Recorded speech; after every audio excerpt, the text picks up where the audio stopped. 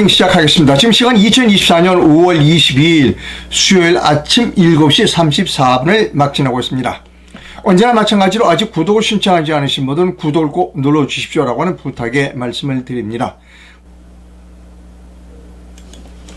대통령이 일할수록 나라가 나빠져서야. 대통령이 일할수록 나라가 나빠져서야. 제목이 좀 그렇습니다. 대통령이 일하면 나라가 좋아져야죠. 그런데 대통령이 일할수록 나라가 나빠지는 그런 나라가 대한민국이라는 겁니다. 자, 시작하겠습니다. 최상병 특검을 거부권을 행사했어요. 윤석열 대통령이. 이 최상병 특검에 대해서는, 그러니까 최상병 특검이라기보다, 그러니까 최상병 사건에 대해서는 제가 좀 제 견해를 말씀드립니다. 뭐냐면, 이 특검 하자고 야당이 달려드는 이유는 뭐냐면 딱 하나입니다. 딱 문장 하나요. 어떤 문장이냐면, 대통령이 경로했다. 대통령이 경로해서 회의할 때, 용산 대통령실에서 회의할 때 대통령이 경로했다. 그것을 해병대에 전달해 줬다. 그러니까 수사 개입이라는 거죠. 그러니까 솔직히 얘기해서 대통령이 경로하지만 않았다면, 좀 더 솔직히 얘기하면 대통령이 왜 용산에서 회의할 때 그걸 회의를 했을까?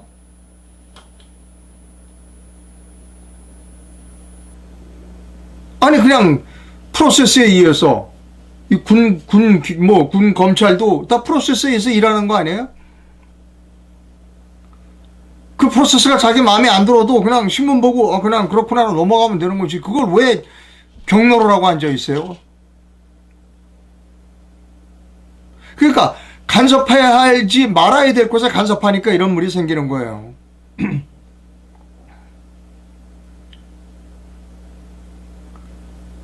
군대 내에서도 여러 가지 사건이 많이 벌어져. 어제도 보니까 수류탄이 터져서, 수류탄이 잘못 터져가지고 사병 하나가 죽었더라고요. 그런 사고가 일어나서는 안 되죠. 그러나 대통령이 왜 쓸데없이 거기에 개입을 하느냐고요. 왜 보고를 받느냐고, 그거를. 그냥 프로세스대로 가잖아요. 대통령이 보고받아야 될 건 그런 게 아니에요. 죄송합니다. 쓰잘데없는 거라고 해서 제가 사과합니다. 그 말은.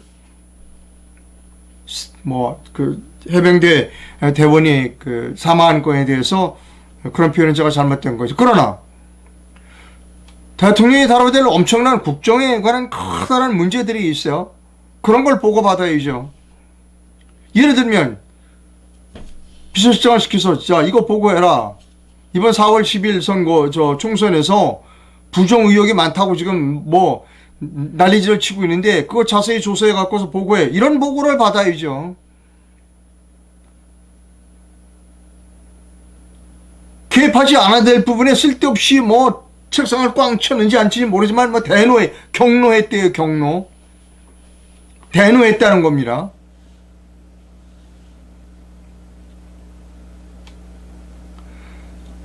할 필요 없는 일을 쓸데없이 해가지고 코너에 몰리는 거예요.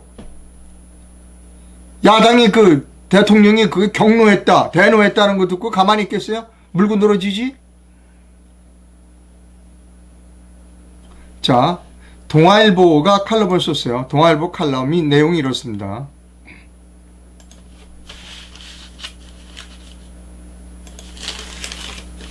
이진영 씨가 칼럼을 썼는데요.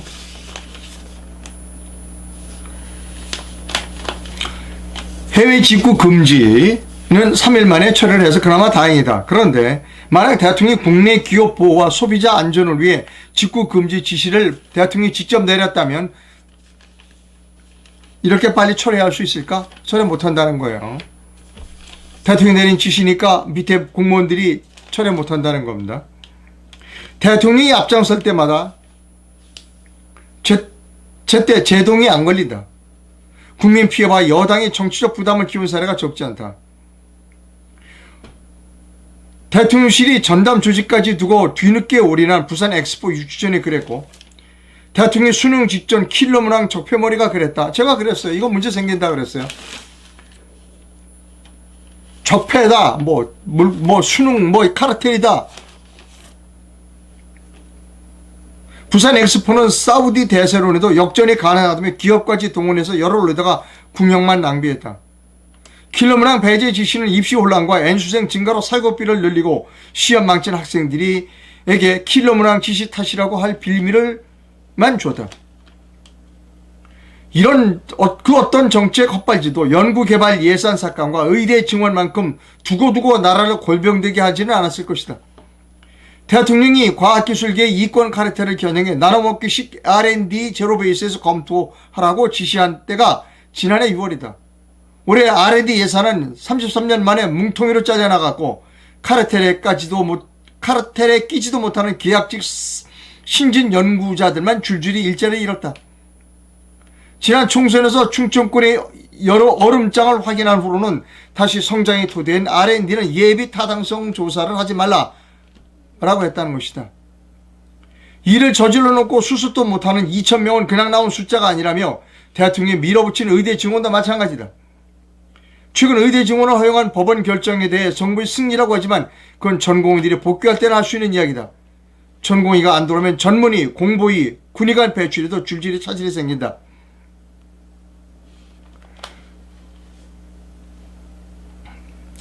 줄줄이 많습니다. 대통령이 주도한 정책들은 미스터리로 가득 차다.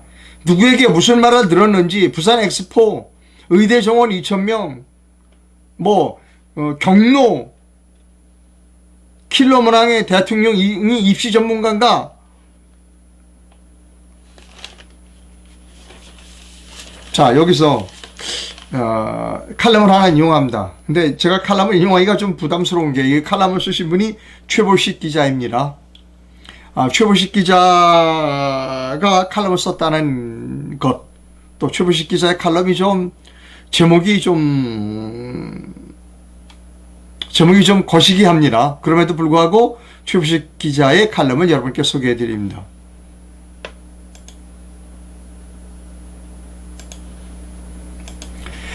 윤 대통령이 일단 내질러 보고 똥인지 된장인지 꼭 먹어봐야 이것이 최보식 기자의 칼럼 제목입니다. 제목이 거시기합니다. 그전 같았으면 똥인지 된장인지 찍어 먹어봐야 하냐 싶을 정도로 악화될 때까지 고집을 부리거나 더 버티면 정말 큰일 날 것 같으면 대통령이 누구를 불러 질책했다는 식의 전언을 흘러 퇴각했다 하는 겁니다. 칼럼 내용을 조금 큰 글자로 일부 확대했습니다. 실력이 안 되는 대통령이 즉흥성 개인기를 발휘하면 사고는 터질 수밖에 없다. 윤 대통령 임기 초기의 과학 분야 개혁으로 국가 R&D 예산 삭감을 물려붙였다가 얼마 전에는 R&D 예비 타당성 조사를 전면 폐지하라고 지시했다. 극단에서 극단으로 스윙을 한 셈이다. 본지 박동원 논설위원 표현으로는 마치 술 먹고 정신줄 놓은 채 접대부 아가씨들에게 돈 뿌리는 듯 국정을 운영한다는 것이다. 윤 대통령이 TV 생중계에서 직접 서너 번이나 나와 의대 증원 2,000명 돌리고 앞으로 했지만 나중에 알고 보니 그 숫자는 별로 과학적 근거가 없었다. 이 때문에 의료계와 협상이나 설득은 물건나가고 석 달 넘게 의료사태가 진행 중이다. 국정운영의 최종 책임자인 대통령이 이제는 방관자 자세로 지금 벌어지고 있는 혼란 속에 그냥 손 놓고 있다. 이슈가 되고 있는 최상면 특검법도 결국 윤 대통령이 즉흥적으로 폭발한 경로가 빌미를 주고 있다. 사실 아무것도 아닌데 그게 수사 개입 직권남용 혐의로 부풀려지는 것이다. 본인이 초래한 자업자득이다. 또 이전의 정권들과는 달리 사정기관을 통제하지 않는다는 것을 보여주겠다며 민족수석실을 폐지했다가 다시 검사 출신을 앉힌 민족수석실 부활도 윤 대통령이 즉흥성을 보여주었다. 그 직후 김건희 수사라는 교체 인사를 해버리니까 오해를 안 받는 게 오히려 이상하다. 한치 앞을 내다보지 못하고 그때그때 내질러버린 결과다 하는 겁니다. 윤 대통령 취임 초 추학 연령 5세 정책까지 5세 정책까지 꺼냈다가 없던 일이 되었고 대선 공약이었던 여가부 폐지는 소식도 없다. 기자회견에서 꺼낸 저출산 대응 기획부 며칠 전의 기자회견 누구의 졸속 아이디어인지 모르겠지만 아마 비슷한 결론으로 끝날 것이다 라고 하는 최보식 씨의 견해를 읽어드렸습니다. 요즘 부정선거를 밝히는데 아주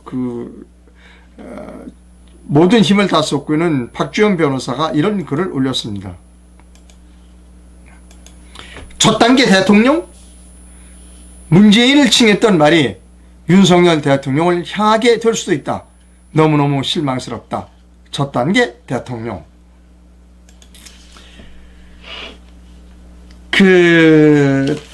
조선일보에서 기사를 내는데 아마 조선일보는 별로 쓰고 싶지 않은 기사일 거예요. 그럼에도 썼어요.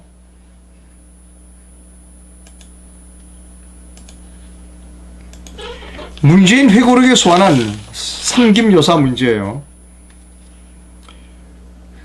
20일에 배현진 국민의힘 의원은 SBS 라디오에 출연해서 문재인 전 대통령에 대한 수사가 먼저 시작되어야 된다라고 얘기했어요. 김윤전 수석대변인 김건희 여사의 300만원짜리 특검을 받아들이는 대신 적어도 3억 원 이상인 김혜경 여사의 국고손실죄 법인카드 유용입니다. 의기대 특검 등 삼김여사 특검을 제안한다고 말했습니다. 김성숙 여사 단골 의상실 디자이너의 딸인 양모 씨가 타지마할 방문 때 동행했다는 것도 포함되어 있다는 겁니다. 자, 이거 재밌는 게 뭐냐면 민주당 더불어민주당 내에서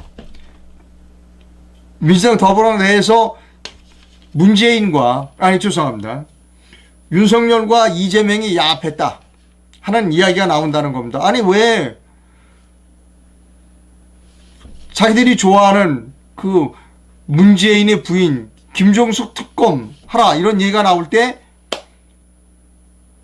민주당에서 막아주지 않냐. 그거 김건희 특검 안 하면서 김혜경 특검 안 하는 것으로 서로 짜고 치는 고스톱 아니냐. 그리고 민주당 내에서도 지금 이 문제에 관해서 내분이 있다는 겁니다. 저는 세 사람 다 특검해야 합니다. 김건희 씨의 특검을 막기 위해서 나머지 두 사람을 끌어들이는 것이 아니라 세 사람은 특검을 받을 만한 혐의가 있어요. 그 혐의는 이렇습니다.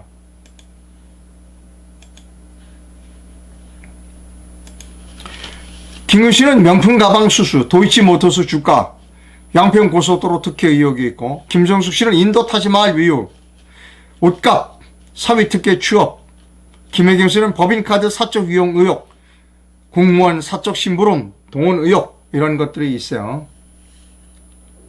자, 제가 여기서 드릴 말씀이 있습니다. 이 세 사람의 남편은 모두 전 현직 대통령이거나 지금 현재 제1야당의 대표입니다. 그리고 공통점이 또 하나 있어요. 그 사람 모두가 다 법률가 출신이라는 겁니다. 그럼 법률가 출신이면 자기 아내의 행위에 대하여 그렇게 하지 말라고 얘기를 했었어야 되는 거예요. 근데 법률가 출신들이 자기 아내가 범죄 행위를 저지르고 돌아다니는 것에 침묵하고 있었어요. 이게 우리나라 대한민국의 그러니까 지도층 법률가들의 부인들의 행태입니다.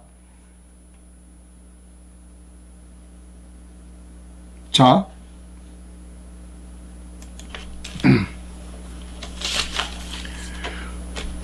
우리나라 법률가에 또 이런 사람도 있죠.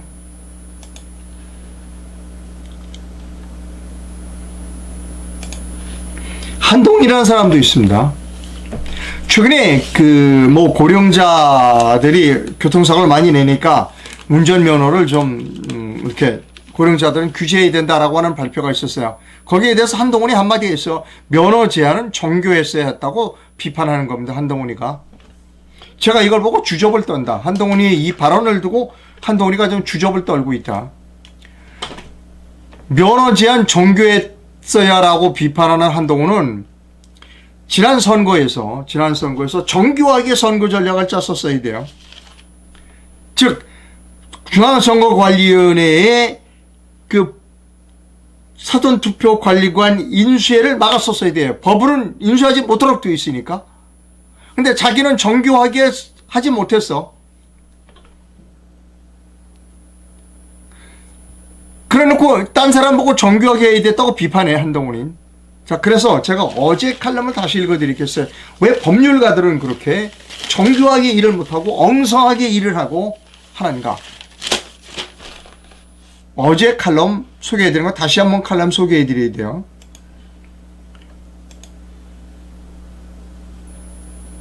자, 어제 제가 김종민 변호사가 법률가 천국이 소환한 법조인 망국론에 대해서 제가 소개해드렸어요. 법조인은 적지 않은 한계를 가진 존재다. 시험 성적, 어떻게 하면 시험 치기의 명수, 이 사람들이 법률가다. 그러니까 과거의 성공에 함몰돼서 독단에 빠질 위험성이 크다. 그리고 법률가들은 큰 문제는 경영과 경제를 모른다. 그리고 글로벌 경험이 부족하다. 법과 판례가 전부인 것처럼 생각한다. 사후적 판단은 능하지만 밑바닥부터 무에서 유를 창조한 경험이 없다.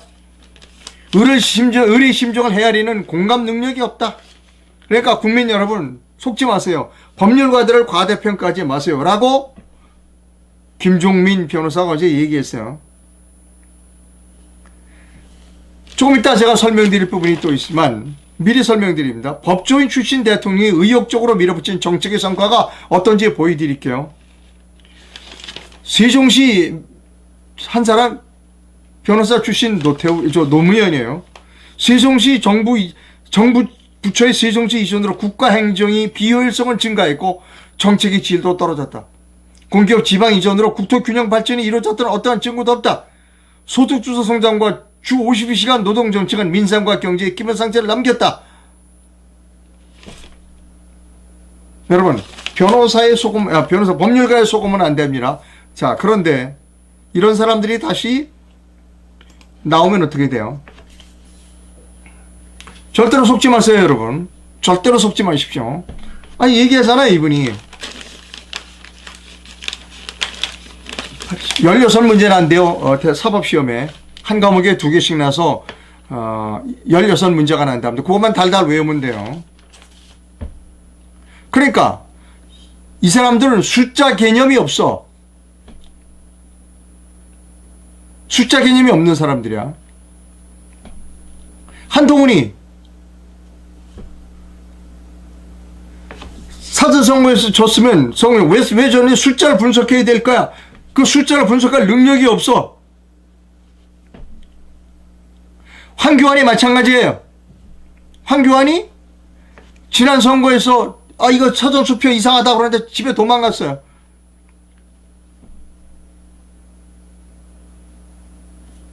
원희룡이 이번에 떨어졌어. 거기도 사전투표 이상한 숫자가 나왔어. 근데 몰라.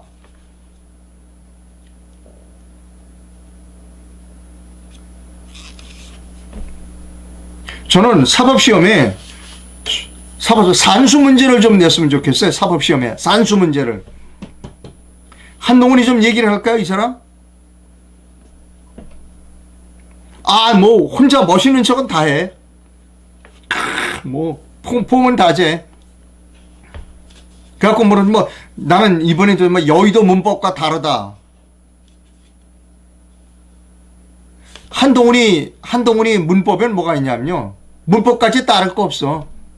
한동훈은 어휘력이 부족한 사람이야. 단어를 몰라. 부정선거가 무엇인지 그 단어 자체, 문장 자체, 단어 자체를 모르는 사람이 한동훈이고 숫자를 읽을 줄 모르는 사람이 한동훈이에요. 그런데 잘난 척은 혼자 다 해. 여의도 문법이 어떻고 뭐하고. 이 사람들이 또 대선 주자로 나올 가능성이 커요. 국민 여러분도 이제 깨야 돼요. 사법시험에서 시험에 나올 문제 16개 딱 찍어가지고 달달 외우면 다 사법시험에 다 합격해요. 대단한 것 같죠? 시험 치는 기술자들이에요. 무슨 창의력이 있어요, 이 사람들이. 무슨 창의력이.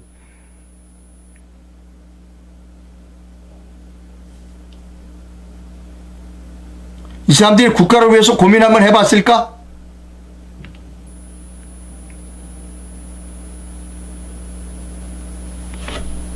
자, 여기에 뭐 아까 좀 소개했죠. 법률가 출신 중에 노무현 법조인 출신 대통령이 의욕적으로 밀어붙인 정책의 성과는 어떤가? 행정부처의 세종지 이전으로 국가 행정의 비효율성은 증가했고, 자, 어제 헌법재판소 앞에서 수도 이전을 반대하는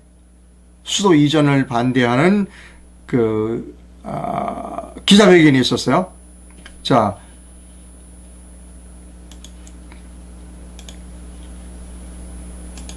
이분이 전민정 대표이고요. 전민정 씨는 수도 이전 반대 국민 행동을 이끌고 있는 지도자입니다.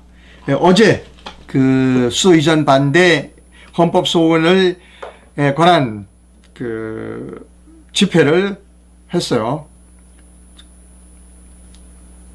자, 이 전민정 대표와 전화 통화를 시도하겠습니다.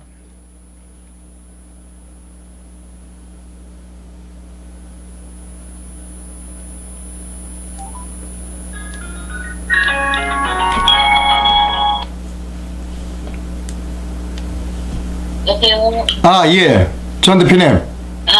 네네. 네, 일어나신부터 감사합니다. 네네. 그 어제 그 헌법재판소 앞에서 그 기자회견을 했어요. 네, 맞습니다. 그 기자회견을 왜 했는지, 그 목적이 무엇인지를 좀 설명해 주십시오. 네. 저희가 어제 그 국민 동의 없는 수도 이전은 헌법 위반이다 이런 취지로 기자회견을 했는데, 네. 저희가 이제 그 수도 이전을 반대하는 그 헌법 소원 네. 심판 청구서를 어제 헌법재판소에 접수했습니다. 전 대표님 좀 목소리 좀 크게 좀 말씀해 주시겠어요? 네. 네, 우리가 어제 헌법소원 심판 청구를 헌법재판소에 접수를 했습니다. 네. 예, 지금 현재 수도 이전이 이제 추진되고 있는 상황이라 저희가 그 헌법재판소의 그 위헌 결정 판단을 받기 위해서 어제 기자회견을 했습니다. 자, 그 지금 수도 이전 현재 상황을 좀 설명해 주십시오. 현재 대통령 제2집무실과 국회 세종의사당 건립을 위해서 건축계획과 인근 도시계획을 이제 올 하반기에 국제 설계 공모를 통해서 수립할 예정이라고 보도가 났어요. 대통령 제2집무실은 2027년 말, 또 국회 세종의사당은 2029년 말 완공을 목표로 하고 있다고 합니다.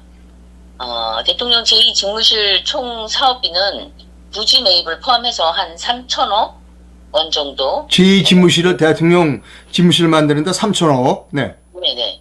3천억 정도 예상하고, 국회 세종의사당은 3조 6천억. 세종의사당은 3조? 6천억. 3조 2천억. 예. 3조 6천억 원이고. 3조 6천억. 네. 예.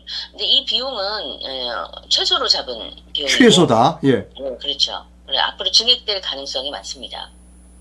그래서 현재 토지 매입과 설계 등을 모두 실시하고 있고, 연구 및 기본 계획 수립에 따라서 이전 행위를 실행하고 있는 단계입니다.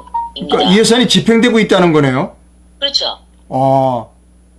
그래서 예산 집행은 위헌입니다. 네. 이사 결정을 한 후에 이전 행위를 해야 되는데, 지금 현재는 이전 행위부터 하고 있는 단계입니다. 네. 그래서 그 국회의 경우에 70% 기능을 내려보내는 걸 네. 지금 현재 단계에서 공표를 했는데, 이렇게 되면은 수도 분할이 되는 거예요. 네. 행정부도 현재 70% 내려가 있고, 네. 국회 분원이라는 이름으로 70%를 내려보내고, 네. 또 대통령 제2집무실이라는 명목으로 청와대 규모의 대통령실을 새로 짓고, 이렇게 되면 수도 분할이 돼서 행정 비효율은 명백하죠. 그러니까 예산이 집행되고 있다는 얘기는 여야가 합의하고 대통령도 동의를 했다는 얘기네요. 그렇죠. 근데 우리 국민은 모르고 있어요. 네, 중이고, 대통령실도 착공이 이제 설계가 올 하반기에 설계한다. 예. 네네. 2027년 완공이면 네. 뭐 금방 추진이 되지 않을까 싶어요. 네, 네, 예. 네. 자, 감사합니다. 자세한 내용은 네. 제가 어제 유승수 변호사죠. 네. 윤수 변호사의 어제 기자회견 내용을 좀 들려드리도록 하겠습니다. 예, 네네. 감사하고요. 예, 계속해서 이런 운동을 좀 많이 알려주셨으면 감사하겠습니다. 예, 네네. 예, 감사합니다. 네네, 다음에 또 연결할게요. 네. 자, 어제 헌법재판소 앞에서 그 기자회견을 할 때에 그 유승수 변호사의 내용을 여러분께 직접 들려드리겠습니다.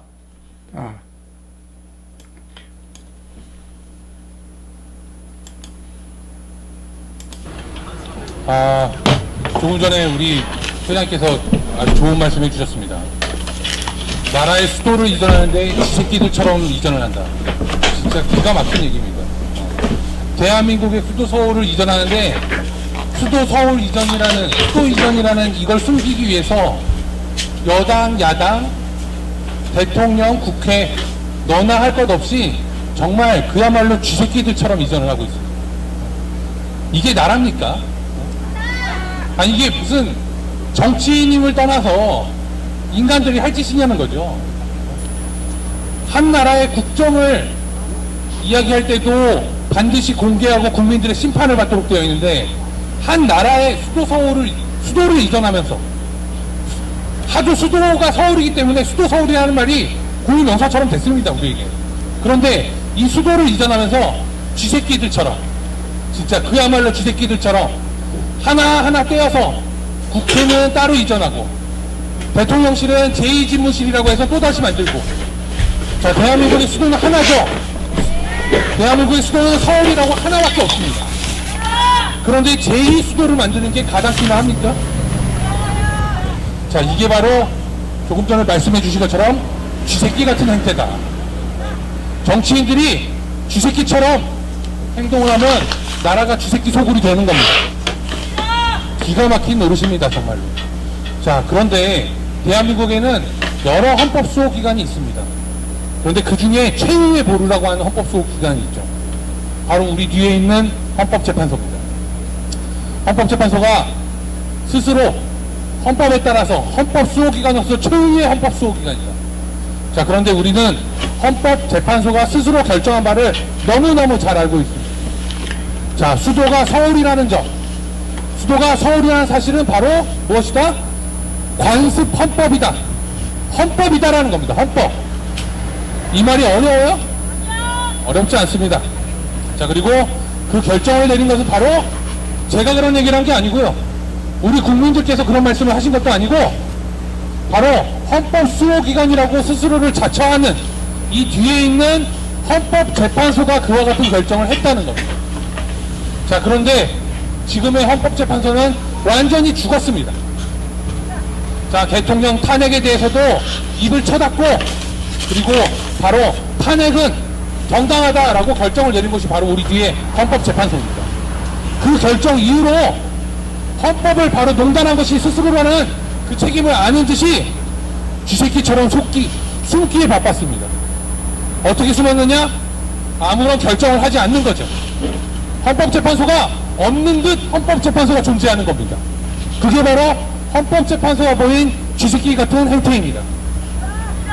그리고 이제는 정치인들이 이러한 헌법재판소의 행태를 배워서 또다시 쥐새끼처럼 대한민국의 수도를 이전하겠다고 여당, 야당 너나 할 것 없이 선거 때만 되면 자기네들 아이템처럼 하나의 수도를 정하는데 하나의 아이템처럼 취급을 하면서 우리가 해냈다라고 이야기를 하는 게 바로 지금의 대한민국의 현실입니다.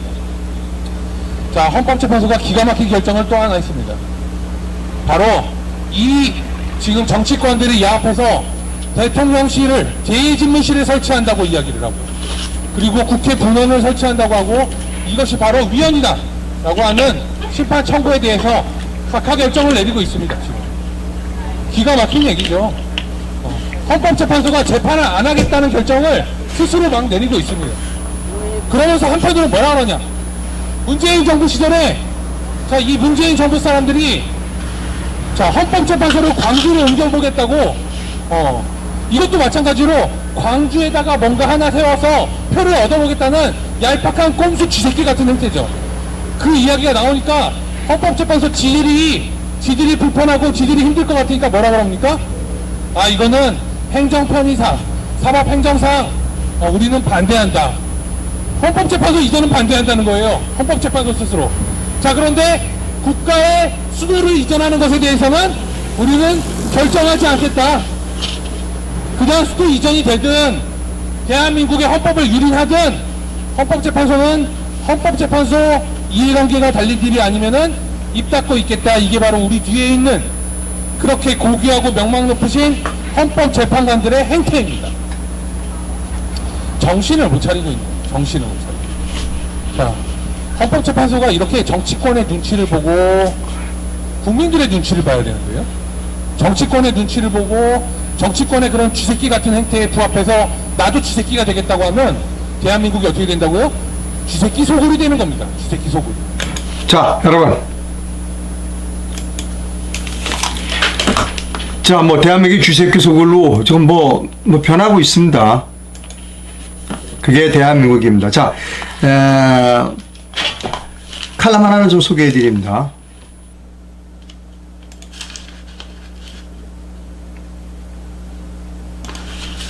조선일보에 기고하신 분이 있습니다. 그 내용이 뭐냐면 이겁니다. 저출생 대책에 현금 1억 원 무조건 주기 전에 우리가 따져봐야 할 것이 있다는 거예요. 부용에서 왜 1억씩 줬죠? 거기서 따라하기 전에 여러 가지 이렇게 좀 따져볼 것이 많다라고 하는 겁니다. 그러니까 이분은 이 칼럼을 쓰신 분은 서울대학대 명예교수 전상인 교수이십니다. 자, 이분의 견해에도 일리가 있어요. 그러나 저는 좀 견해가 다릅니다. 저는 돈을 주자는 겁니다. 제가 2016년도 책을 쓸 땐 아이 낳으면 1억씩 주자고 그랬어요. 근데 지금은 그거 갖고 안 돼요. 그때 1억 줘서야 되는데 지금은 1억 갖고 안 됩니다. 제가 지금 주장하는 바는 뭐냐면 이겁니다. 지금 우리가 신생아 특공이라는 거, 지금 현재 하고 있는 정책 중에 신생아 특공이라는 게 있어요. 그래서 뭐냐면 신혼부부에게 5억을 빌려줘요. 그리고 이 저리 5억을 빌려주는 겁니다. 저는 신생아 특공을 확대해서 6억을 빌려주라는 겁니다. 6억. 그리고 첫째 아이 낳으면 1억 탕감해주고 둘째 낳으면 2억 탕감해주고 셋째 낳으면 3억 탕감이 6억이 됩니다. 자, 이것을 국가가 큰 개념으로 보자는 겁니다. 투자로 보자는 겁니다. 투자하기 위해서 장기 국채를 발행해서 한 사람이 태어나서 나중에 그 일생 동안 국가에 내는 세금을 생각해서 투자의 개념으로 보자는 겁니다. 자, 여러분, 제가 드리고 싶은 말씀은 이거예요. 노무현 대통령 때 그 세종시로 이사한다는 결정을 했어요. 법조인이죠. 법조인. 그때 쓸데없이 세종시로 이사하는 예산, 지금 세종시를 왔다 갔다 하면서 낭비하는 예산, 쥐새끼처럼 지금 대통령 집무실 옮기고 수조 원, 3조 원에 넘는 돈을 가지고 여의도 국회를 옮기고 하는 비용을, 쓸데없는 비용을 쓰지 말자는 겁니다, 저는. 지금 고추 말리는 공항, 그런 거 하지 말자는 거예요. 국가가 진짜 필요한데 예산을 쓰자는 겁니다.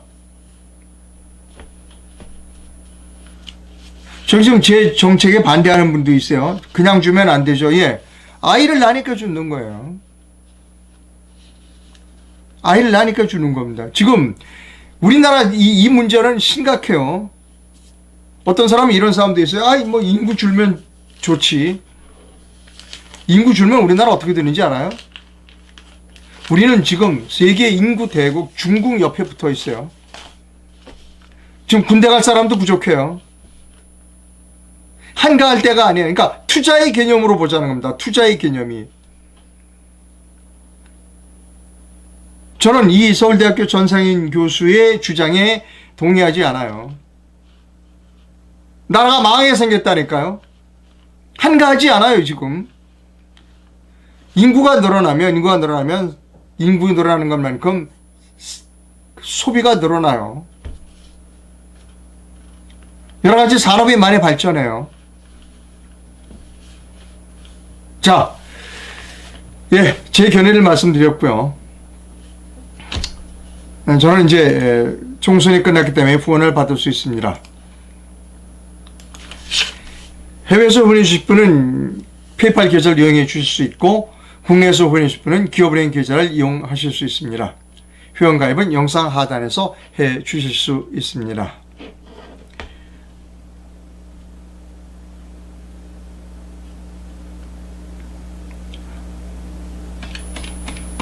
자,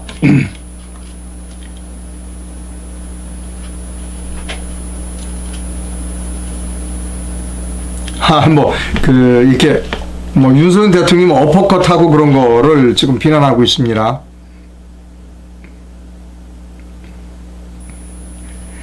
예. 여러 댓글들은 지금 다 시간 관계상 소개해 드릴 수 없고요. 내일 아침에 다시 뵙도록 하겠습니다. 예, 감사합니다.